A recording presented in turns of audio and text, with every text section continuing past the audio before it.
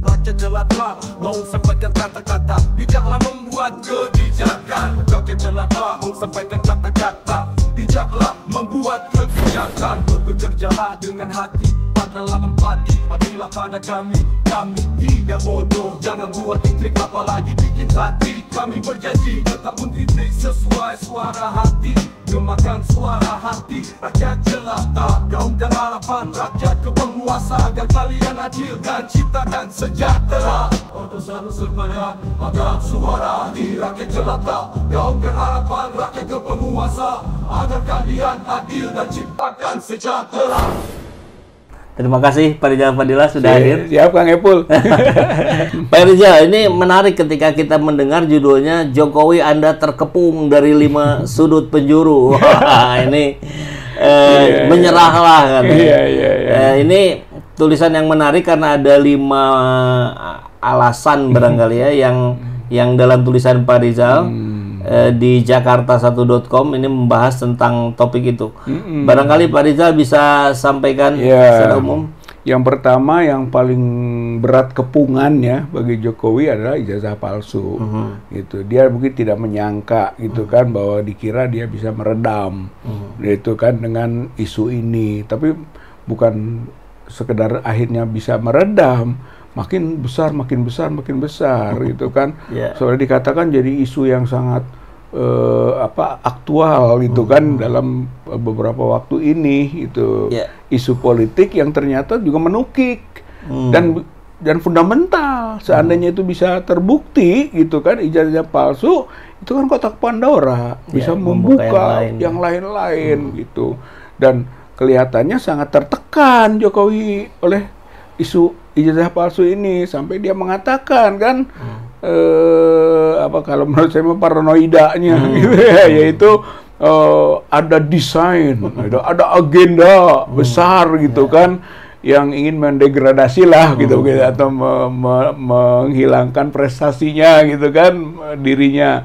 Itu 1 ijazah palsu, 2 Gibran, kan gitu pemakzulan Gibran. Ini 2 hal yang agenda besar katanya ada yang mendesain gitu lah. Padahal menurut saya itu nggak ada. Menurut Pak Rizal, ungkapan Pak Jokowi itu bentuk dari paranoidnya. Menurut saya paranoid, artinya sudah tertekan betul dari kepungan itu. Makanya nanti kepungan kedua gitu kan, soal Gibran. Dia takut Gibran ini gitu kan dipermasalahkan, sebab bagi Jokowi Gibran ini satu-satunya andalan ke depan gitu kan yang bisa memproteksi dirinya. Sekarang Gibran diganggu oleh para purnawirawan kan 100 jenderal itu kan yang mengungkapkan itu gitu kan. Belum lagi publik yang lain gitu kan soal Gibran ini dipertanyakan lah, sampai ke ijazahnya juga sekarang gitu kan, dipertanyakan juga. Apa nggak ngeri itu Jokowi gitu kan, sehingga dia merasa tertekan di situ gitu. Apalagi bukti demi bukti baru terus bertambah, terus terungkap, Mujo, Pramuka, Pak Sofyan gitu kan. Jadi itu menggambarkan bahwa seperti 5 ijazah baru, orang pada berani sekarang kan gitu memberi informasi kepada Pak Suryo, Pak Tifa atau Bu Tifa atau juga Pak Rismon dan yang lain-lain, teman-teman kita mulai berani sekarang menyampaikan, walaupun selalu ada kekhawatiran jangan dulu atau nanti aja oke lah kita bisa itu kan bisa dinegosiasi dalam pengertian menghargai atas keberanian untuk menunjukkan kejujuran dan kebenaran. Segitu dari juga udah bagus gitu. Nanti kita tetap melakukan siasat strategi yang baik lah gitu kan untuk bisa sampai. Jadi saya ingetin juga sahabat semua, ada 5 ijazah asli. Dipegang oleh Roy Suryo. Sudah 5 dipegang itu. Yang keluaran tahun 1985 seangkatan. Dan itu asli 1985. Pakai shot asli. Dan Mas Roy menyampaikan 5 ijazah asli itu identik lima-limanya Ya. dan tidak identik dengan Tidak. ijazah Jokowi. Sebelumnya yang 3 kan? Sebelumnya itu beredar 3. Beda 3 sama juga 3 itu identik tapi tidak identik dengan yang Joko Widodo. Sekarang 5 jadi 8. 8. Dokter Tifa pegang juga? Ya artinya itu juga itu sama pegang. Jadi itu yang pegang apakah di Dokter Tifa atau di Roy Suryo gitu. Tapi dua-duanya itu bersamalah. Yang dipercaya gitu oleh yang 5 orang pemegang ijazah itu. Iya. Dan ini menunjukkan bahwa level keberaniannya sudah meningkat dan berpengaruh begitu ya, mempengaruhi yang lain-lain gitu. Iya.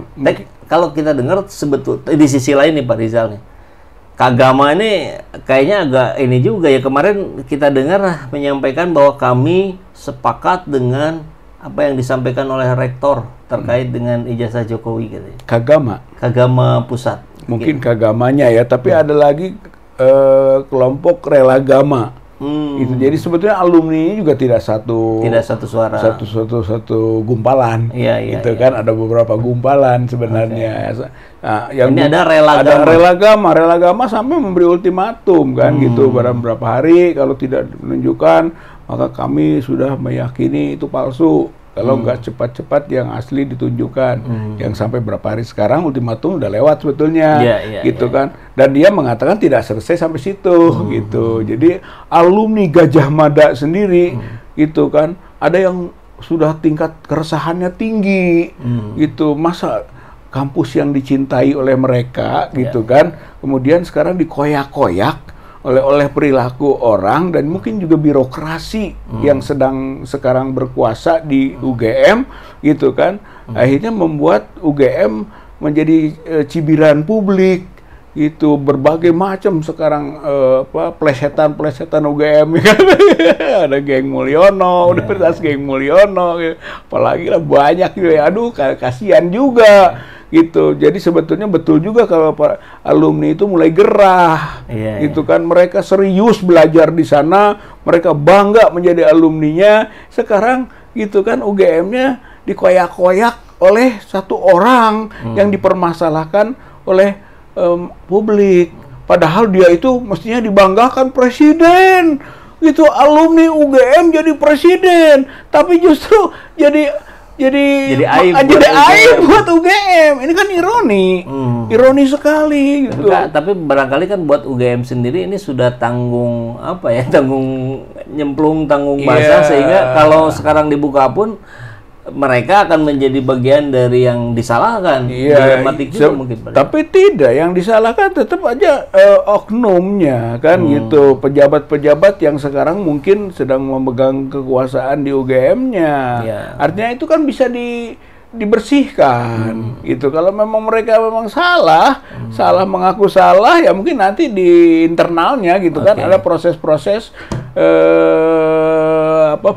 pemulihan bisa itu gitu. Yang penting mulainya kembali dulu ke nolnya gitu. Masalahnya hari ini mungkin yang disebut oknum-oknum itu adalah orang-orang yang bercokol di pucuk-pucuk pimpinan Gajah Mada, sehingga dia yang masih pegang kendali. Itu masalahnya. Dan itu juga masih punya jaringan-jaringan dengan para mantan rektor termasuk di dalamnya yang punya jabatan-jabatan publik yang dekat dengan Joko Widodo sendiri yang punya masalah dengan ijazahnya ini. Gitu. Nah, menariknya di sisi lain Pak Rizal juga menulis bahwa ini tadi ya Jokowi hari ini sudah rapuh, paranoid dan mental drop gitu ya. Nah, kira-kira apa yang membuat titik dropnya Jokowi ini? Ya kan faktanya juga sakit kan, sakit kulit gitu kan, apakah itu alergi atau autoimun gitu kan, atau yang disebut dengan Stephenson-Johnson syndrome. Pokoknya kan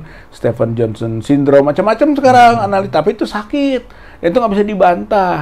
Sampai dia sembunyilah, gitu kan, tidak mau berada di depan publik, sampai yang rumahnya ramai pun ada beberapa hari sepi, bahkan sampai sekarang belum terlihat lagi rame-ramenya rumah itu kan gitu. Kecuali kemarin Pak didatengin pimpinan PSI, dipakaikan jaket bergambar gajah.